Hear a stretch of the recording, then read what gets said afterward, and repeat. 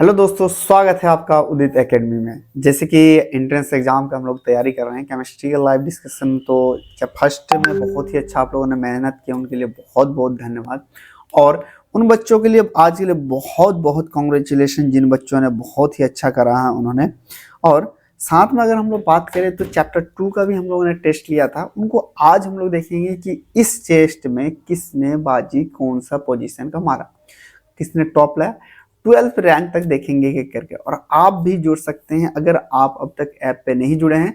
इन test को देने के लिए आपको ऐप पे जाना पड़ेगा। ऐप के लिए क्या है, आपको प्ले स्टोर पे जाएंगे उदित फारिस ऐप पे, फिर वहां से आप इस टेस्ट को ज्वाइन कर सकते हैं। देखिए, इससे क्या होता है कि अगर टेस्ट देते हो, चाहे कुछ भी हो, डजंट मैटर, ऊपर से टॉप आओ या नीचे से टॉप आओ, लेकिन टेस्ट जरूर दो। उससे क्या होगा कि आपका थ्योरी के जितने भी कॉन्सेप्ट है ज़्यादा से ज़्यादा क्लियर होगा और ऐसे ही मिलते जुलते क्वेश्चन आपको फाइनल एग्जाम में पूछते हैं। तो चलिए स्टार्ट करते हैं, देखते हैं कि कौन कौन से क्वेश्चन पूछे गए थे और किस तरह से आपको आंसर उसका देना है। ठीक है, चलिए यहाँ पे पहला क्वेश्चन पूछा गया था कि मैटर क्या होता है।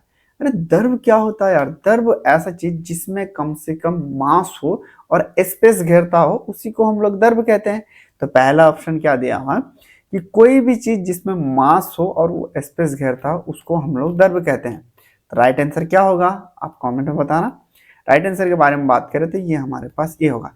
पहली बात, सबसे इंपॉर्टेंट बात, हमारे चैनल पे आपको उदित फार्मेसी में जाएंगे तो आपको ऐप पे हिंदी और इंग्लिश दोनों में पढ़ाया जाता है। जैसे हिंदी फिर उसका इंग्लिश। इससे ये फायदा होता है हिंदी और इंग्लिश दोनों बच्चे अच्छे से कंफर्टेबल हो जाए। कुछ चीज़ें हैं जो हिंदी में बहुत आसानी होती है, कुछ चीज़ें जो इंग्लिश में आसानी होती है। तो दोनों चीज़ से मिक्स करने से पढ़ने से ये अच्छा सा, इसको हिंदी कहेंगे या इंग्लिश कहेंगे तो हिंदी इंग्लिश मिक्स करके पढ़ते हैं। पूछ रहा पदार्थ क्या है, आप लोग भी पढ़े हैं, पदार्थ वो चीज़ होता है जिसमें कम से कम द्रव्यमान रखता है और स्थान ग्रहण करता है, उसी को हम लोग पदार्थ के नाम से जानते हैं। तो राइट आंसर क्या होगा, राइट आंसर आपका ए होगा। चलिए नेक्स्ट क्वेश्चन पूछ रहा है विच state of matter has a definite shape and volume. देखो, पदार्थ के बारे में बात करें, मैटर के बारे में, तो हम लोग तीन चीज जो मेनली पढ़ते हैं, जो देखा जाता है, होता है पांच तरह के पदार्थ। लेकिन वो पदार्थ के जो स्टेट होते हैं वो 5 तरह के होते हैं, लेकिन उसको 2 स्टेट को हम लोग देखने के लिए स्पेशल कंडीशन क्रिएट करना पड़ता है। ये आपको ऐप में डिफाइन करके पढ़ाया। चलिए 3 चीज जो नॉर्मली पढ़ते हैं उसको देखते हैं। एक होता है हमारे पास सॉलिड, जो ठोस होता है उसके बारे में बात करें, उसका वॉल्यूम भी फिक्स रहता है। जैसे कि ये पेन है, ये आपका सॉलिड है, पेन फिक्स है और इसका वॉल्यूम भी फिक्स है।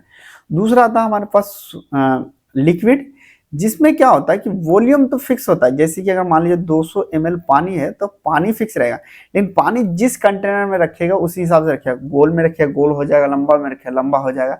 एक होता है गैस, ये तो बिन पैंदी का लोटा होता है, यानी कह सकते हैं ना इसमें वॉल्यूम फिक्स होता है, ना ही इसका आयतन फिक्स होता, ना ही इसका, आप कह सकते हैं कि दोनों, कोई चीज इसका आकार भी फिक्स नहीं होता गैस का। लेकिन इसमें लिक्विड के बारे में बात करें, इसमें आकार फिक्स नहीं होता, लेकिन इसमें वॉल्यूम फिक्स होता है। राइट आंसर के बारे में बात करें, यहाँ क्वेश्चन पूछा गया जिसमें आपको फिक्स शेप हो और वॉल्यूम हो। फिक्स और शेप किस में होगा, सॉलिड में होगा। राइट आंसर के बारे में बात करें तो ये हमारा सॉलिड होगा। चलिए नेक्स्ट क्वेश्चन पूछा गया, कौन सी अवस्था का निश्चित आकार निश्चित आयतन होता है। इसी का हिंदी है कि कौन सी अवस्था है पदार्थ की जिसमें निश्चित आकार और निश्चित आयतन होता है, वो हमारे किस में होता है, ठोस में होता है। राइट आंसर क्या होगा, कमेंट में बताना। अगर हम लोग बात करें तो ये हमारे ठोस में होता है। चलिए नेक्स्ट देखते हैं। नेक्स्ट क्वेश्चन पूछा गया था which state of matter takes shape is container but different volume. पूछ रहा है कि इस मतलब मैटर का वह कौन सा अवस्था है जिसमें वॉल्यूम तो फिक्स रहता है, मतलब आयतन तो फिक्स है। जैसे कि 200 ml है तो 200 ml ही उसका रहेगा, लेकिन जिस हिसाब से उसका आकार में रखेंगे, जैसे जग में रखेंगे तो जग के हिसाब से हो जाता है, बोतल रखेंगे तो बोतल में रह जाता है। तो क्या होता है, वो हमारे पास क्या कहेंगे, वो हमारे लिक्विड का ये हमारे प्रॉपर्टी होता है। तो राइट आंसर क्या होगा आपका लिक्विड। समझ रहे हैं, सॉलिड में देखें तो एक फिक्स वॉल्यूम और फिक्स रहता है, इसको हम लोग चेंज नहीं कर सकते। लेकिन लिक्विड में क्या, अकॉर्डिंग टू कंटेनर जिस हिसाब से रखेंगे वो हो जाता है। चलिए हिंदी में देखते हैं। हिंदी में पूछ रहा है कौन सी अवस्था अपने कंटेनर आकार लेती है लेकिन उसका निश्चित आयतन रहता है। मतलब कंटेनर का आकार तो वहां ले लेती है, लेकिन उसका आकार जो है निश्चित रहता है।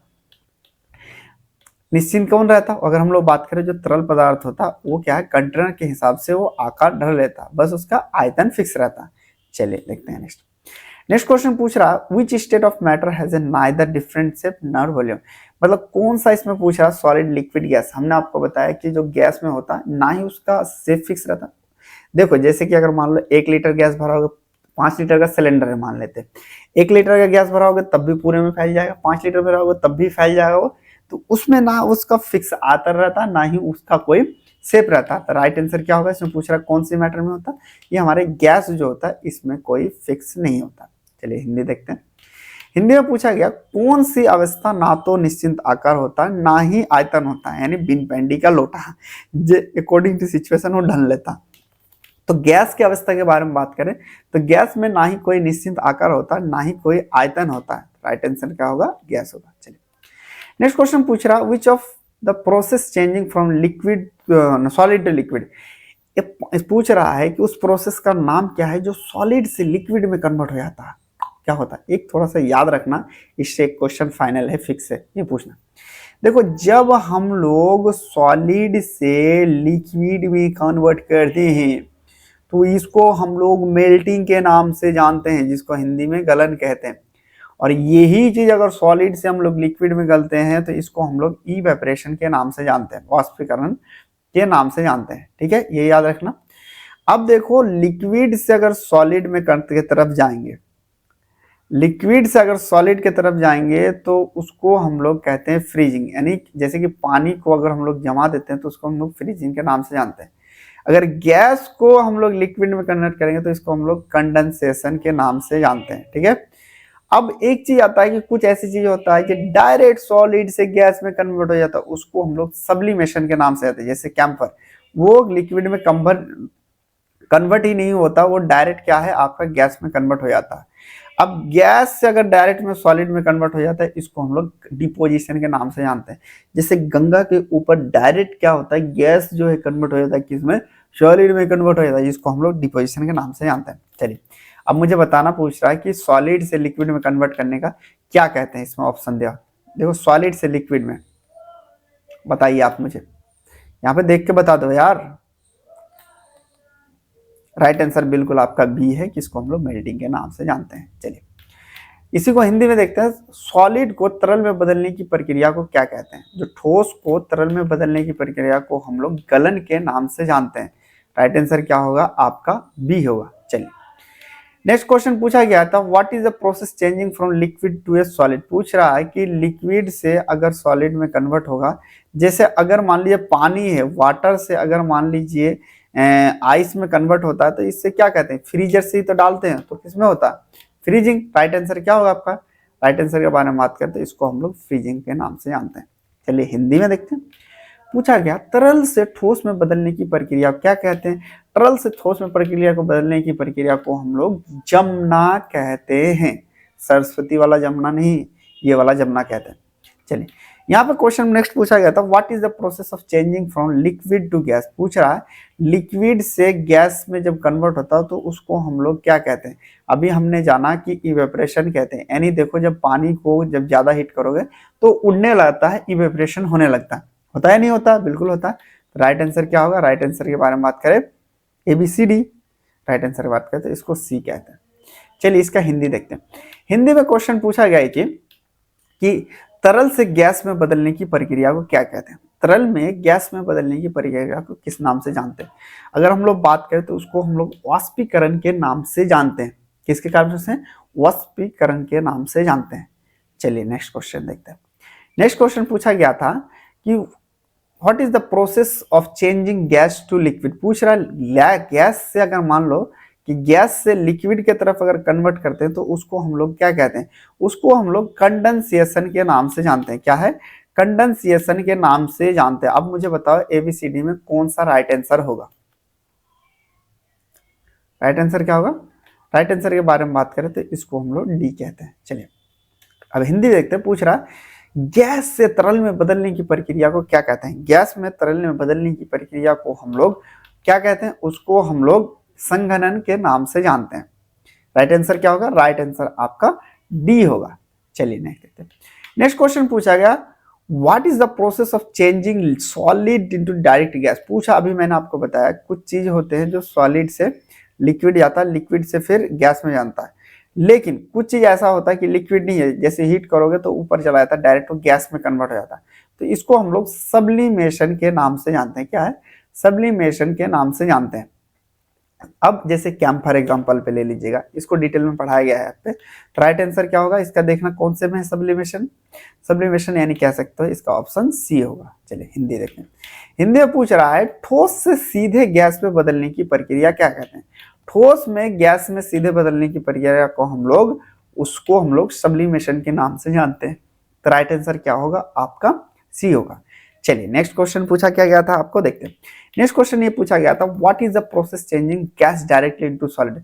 पूछ रहा कि गैस अगर डायरेक्ट सॉलिड में कन्वर्ट हो जाता है तो उसको हम लोग डिपोजिशन के नाम से जानते हैं। इसमें पूछा गया कि इसको क्या कहते हैं।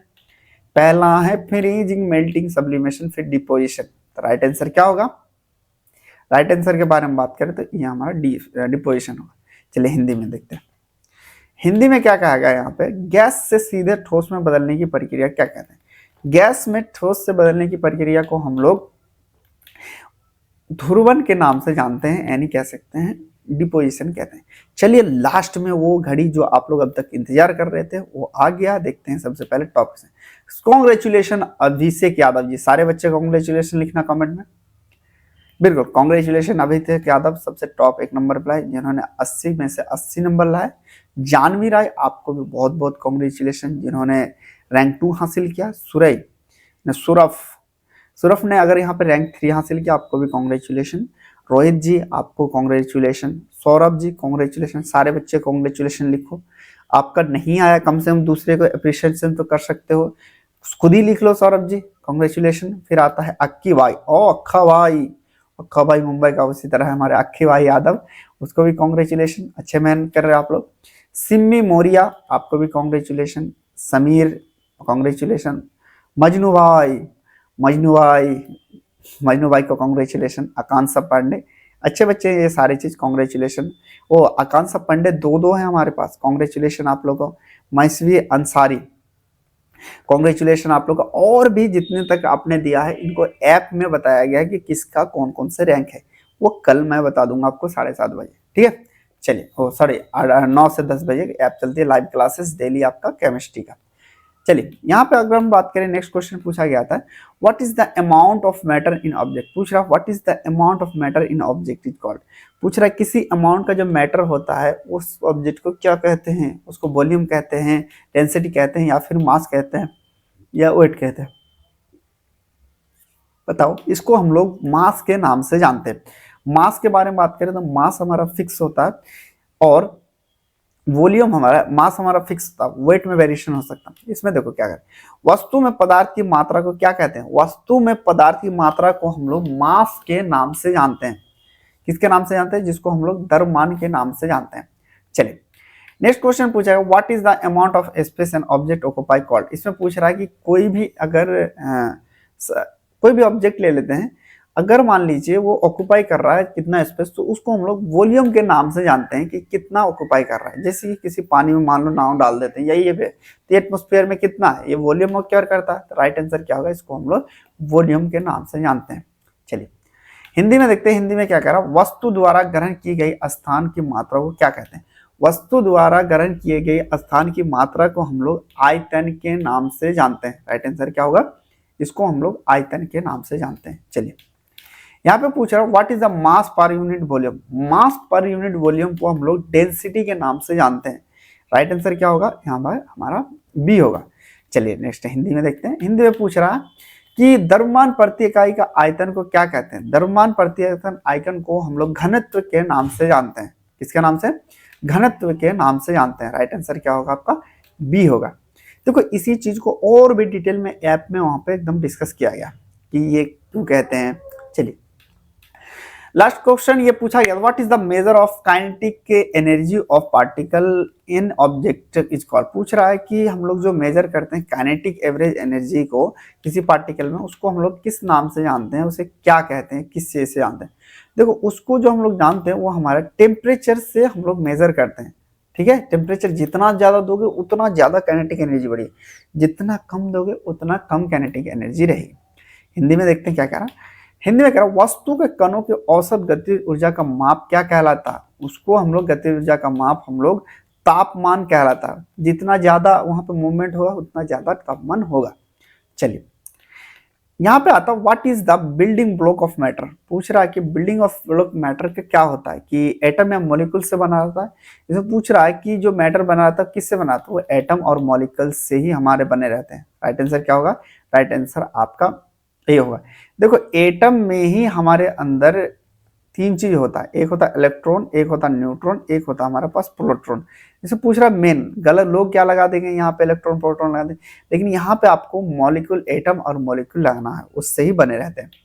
चलिए नेक्स्ट क्वेश्चन वही हिंदी में देखते हैं। पदार्थ के निर्माण के लिए कौन से कण से होते हैं, कौन से कण अणु और परमाणु से बने रहते हैं। परमाणु के पता ही आपको, परमाणु और अणु से बना रहता है। चलिए नेक्स्ट क्वेश्चन पूछा गया था what is the standard unit of mass. Mass का ऐसा यूनिट क्या है, मास का यूनिट ऐसा यूनिट बात करते हैं किलोग्राम होता है और आपका फिक्स रहता है। राइट आंसर क्या होगा आपका बी होगा। चलिए हिंदी में हिंदी में पूछ रहा अंतरराष्ट्रीय प्रणाली के द्रव्यमान मानक इकाई क्या है, किलोग्राम होता है। क्या है, किलोग्राम होता है, ये याद रखना है। चलिए नेक्स्ट देखते हैं। नेक्स्ट क्वेश्चन पूछा गया है कि what is the force exerted on object due to gravity is called. देखो जो मास होता है ना वो हमारा फिक्स रहता है, लेकिन जो फोर्स लगता है, जो वेट होता है ना, वेट हमारा ग्रेविटी के वजह से ही लगता है, तो इसको हम लोग वेट के नाम से जानते हैं। देखो वेट के बारे में बात करें, इसका यूनिट तो न्यूटन होता है, क्योंकि किसी भी चीज को देखो वेट, ये मान लो फोन है, इसको हम जितना ऊपर से गिराएंगे, या एक फोन है इसको रख लेते हैं, इसका वेट किस पे डिपेंड करता है, ये हमारा ग्रेविटी नीचे जाएगा। ये फोन क्या है, इसका वेट डिपेंड करता है। इसी तरह इसको अगर हम लोग चांद पे ले जाएंगे तो इसका ग्रेविटी कम हो जाएगा, जिसके कारण हमारा वेट कम हो जाएगा। तो राइट आंसर क्या है, राइट आंसर आपके बारे में बात करें तो राइट आंसर हमारा बी होगा। चलिए यहाँ पे इसको पूछ रहा गुरुत्वाकर्षण के कारण वस्तु पर लगाए गए बल को क्या कहते हैं। वस्तु पर लगाए गए बल को हम लोग भार के नाम से जानते हैं। किसके, भार के नाम से जानते हैं। चलिए नेक्स्ट क्वेश्चन पूछ रहा what is the standard unit of weight international. देखो स्टैंडर्ड यूनिट वेट के बारे में बात करें तो ये हमारे न्यूटन होता है, क्योंकि ये न्यूटन ग्रेविटी के कारण ही लगता है। ग्रेविटी का यूनिट क्या है हमारे पास, न्यूटन ही होता है। राइट आंसर क्या होगा, न्यूटन। हिंदी में देखते हैं। हिंदी में कह रहा अंतरराष्ट्रीय प्रणाली में भार में मानक को क्या है, इसको हम लोग न्यूटन है इसका। राइट आंसर क्या होगा, सी होगा। चलिए नेक्स्ट देखते हैं। नेक्स्ट क्वेश्चन पूछा गया what is the relation between mass and weight. देखो मास निकालना है, अगर मान लो वेट को निकालना है तो m इंटू जी करना पड़ेगा। तो इसमें देखो m इंटू जी कहाँ है, mass into gravitational. Right answer क्या होगा, राइट आंसर आपका ए होगा। अगर हमें किसी भी ऑब्जेक्ट का वेट निकालना है तो उसका मास को जी से इंटू कर देना है। क्योंकि मास अगर मान लेते हैं 10 ले लेते हैं और इसका 9.8 ले लेते हैं तो वेट कितना होगा, 98। ठीक है, सॉरी यहाँ पे 9.8 हो जाएगा, 9.8 हो जाएगा केजी, न्यूटन, यहाँ पे न्यूटन आ जाएगा। चलिए राइट आंसर नेक्स्ट पूछा गया द्रव्यमान और भार के बीच में संबंध को क्या कहते हैं, उसको हमारे पास राइट आंसर क्या होगा, हमारा ये होगा। चलिए लास्ट क्वेश्चन पूछा गया था कि what is the famous equation by Albert Einstein the relation of mass and energy. पूछ रहा है कि अल्बर्ट आइंस्टीन ने एक एनर्जी ये दिया था, इक्वेशन दिया था E बराबर mc स्क्वायर, E बराबर mc स्क्वायर दिया था। राइट आंसर क्या होगा आपका, ए होगा। चलिए हिंदी में देखते हैं। हिंदी में क्वेश्चन पूछा गया अल्बर्ट आइंस्टीन का प्रसिद्ध समीकरण जो द्रव्यमान और ऊर्जा के बीच में संबंध रहता है वो हमारा E बराबर mc स्क्वायर। उन्होंने कहा था कि किसी भी पदार्थ को हम लोग जो जलाएंगे या यूज करेंगे तो E बराबर mc स्क्वायर उतना एनर्जी हमें मिलेगा। इसी तरह आपका पूरा का पूरा एग्जाम्पल लिखना था। ठीक है, कोई भी चीज़ हो, कोई भी क्वेश्चन हो तो आप इस पे मुझे मैसेज कर देना, कोई दिक्कत नहीं। भले ही लेट मिले रिप्लाई, लेकिन जरूर रिप्लाई मिलेगा आपको। और जितने भी बच्चे उन लोगों को एक बार और कॉन्ग्रेचुलेशन, बहुत बहुत धन्यवाद। ऐसे ही मेहनत करते रहिए और आगे बढ़ते रहिए। Thank you.